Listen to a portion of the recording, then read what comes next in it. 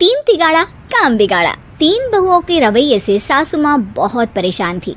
दरअसल बात ये थी कि तीनों बहुओं में किसी बात को लेकर अनबन हो गई थी। तब से ही तीनों एक दूसरे से मुंह फुलाए रहती थी। ना कोई सीधे मुंह किसी से बात करती, ना किसी का कहना मानती। पड़ोसी भी इस बात को जानते थे और जाने कैसे कैसे बातें भी करते। इसीलिए सासू माँ ने तीनों बहुओं को तुरंत अपने कमरे में बुलाया। मैं कई दिनों से देख रही हूँ तुम तीनों अलग अलग सारे काम कर रही हो। ये सब नहीं चलेगा, तीनों को मिलकर ही काम करना पड़ेगा। सास की बात सुनकर एकदम से बड़ी बहू बोल उठती है। नहीं मम्मी जी, मैं इन दोनों के साथ कुछ नहीं कर सकती। मैं इस घर की बड़ी बहू हूँ, फिर भी ये मेरा कहना बिल्कुल भी नहीं मानती। अरे जेठानी जी, जानबूझकर मुझे डबल काम करवाती है आप, और छोटी मुझसे टेढ़े मुंह ही बात करती है।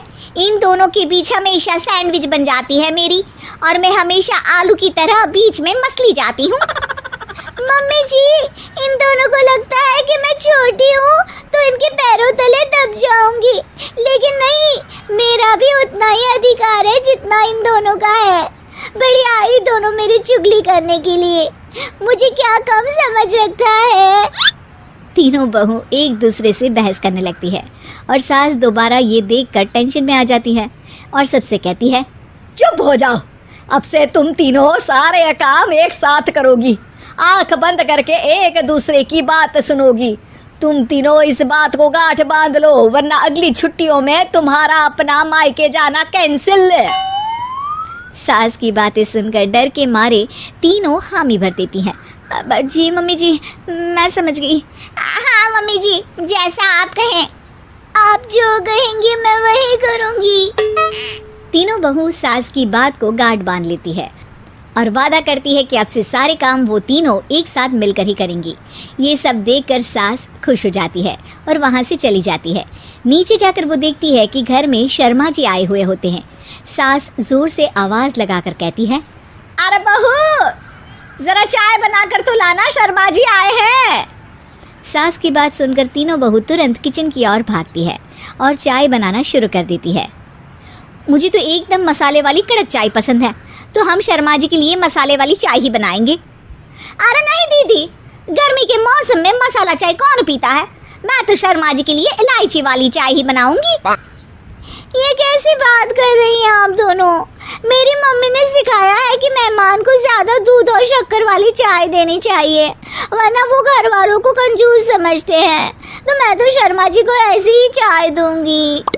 तीनों बहुएं अपने अपने तरीके से चाय में शक्कर, मसाला, पत्ती सब डाल देती है। उबलने के बाद तीनों मिलकर चाय बाहर लेकर जाती है और शर्मा जी और सासू माँ को देती हैं। चाय पीने के बाद शर्मा जी सासू माँ को देखकर शर्मा जाते हैं और शर्मिंदा महसूस करते हैं कि आखिर उन्होंने चाय पीने के लिए हामी क्यों भरी। सासू माँ भी चाय पीना शुरू करती है और कहती हैं, अरे बहू, ये कैसी चाय बनाई है? चाय है या मीठे दूध की बासुंदी? हाँ, चाय अच्छी नहीं लगी क्या? कोई बात नहीं, हम पराठा बनाकर लाते हैं। चलो चलो अंदर। हाँ चलो। हाँ, आती हूँ मैं भी। नहीं, मेरा पेट चाय ने ही चौपट कर दिया, वही काफ़ी है। पराठे से पोपट नहीं करवाना, मैं तो चलता हूँ। शर्मा जी चुपचाप पतली गली से निकल जाते हैं। अगले दिन सास बहुओं से कहती है, अरे बहू, जाओ जाके ऊपर के गेस्ट हाउस की सफाई कर दो। कल हमारे यहाँ मेरे दूर के रिश्तेदार आने वाले हैं, तो पूरे कमरे को चमका देना, समझी? तीनों बहू सास की बात को मानकर ऊपर सफाई करने चली जाती हैं और तीनों कमरे की सफाई चालू कर देती है। बड़ी बहू मकड़ी के जाले साफ करती है, तो बीच वाली झाड़ू लगाना और छोटी वाली सर्फ डालकर जमीन धोना शुरू कर देती है।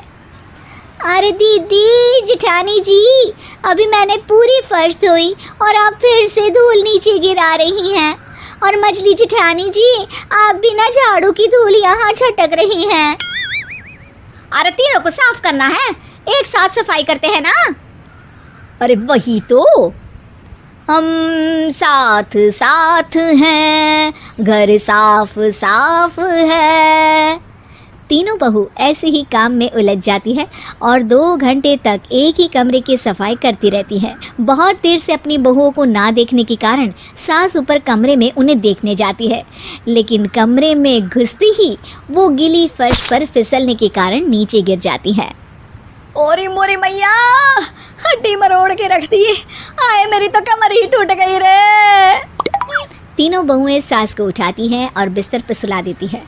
अरे मेरे हाथ पैर दर्द कर रहे हैं, दबा दो आराम मिलेगा। हाँ जी माँ जी। अरे जी माँ जी।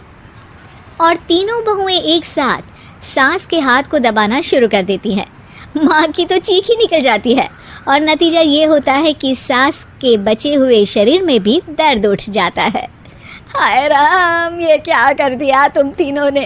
अरे मेरी तो किस्मत ही फूटी है कि तुम जैसी बहुएं मुझे मिली। हे भगवान, पूरे शरीर में दर्द बढ़ गया है। अब तो पता नहीं कि चल भी पाऊंगी या नहीं। माफ करो, मुझे गलती हो गई मुझसे कि तुम तीनों को एक साथ काम करने के लिए बोला। सोचा था तीनों मिलके अच्छे से काम करेगी, लेकिन बड़े बुजुर्ग सही कहते थे कि 3 तिगाड़ा काम बिगाड़ा। तुम लोगों ने ये बात ना आज साबित करके दिखा दी। तुम तीनों को तो समझाना यानी मानो भैंस के आगे बीन बजाना है। तुम्हें अकेले अकेले काम करना है ना, तो अब से तुम अकेले ही अपना अपना काम करो। तीनों बहुएं वहां से जाने लगती है। अरे कहाँ जा रही हो? आप ही ने तो कहा कि अपना अपना काम करो, तो मुझे मुल्तानी मिट्टी लगानी है। अरे मुझे भी तो नेल पॉलिश लगानी है। मुझे ना मेहंदी लगानी है। सास अपना सर पीट लेती है और कहती है, अरे मुझे भी लगाना है कुछ। क्या माँ जी? तुम्हारे घर वालों को फोन तुम्हारी हरकतें बताने के लिए।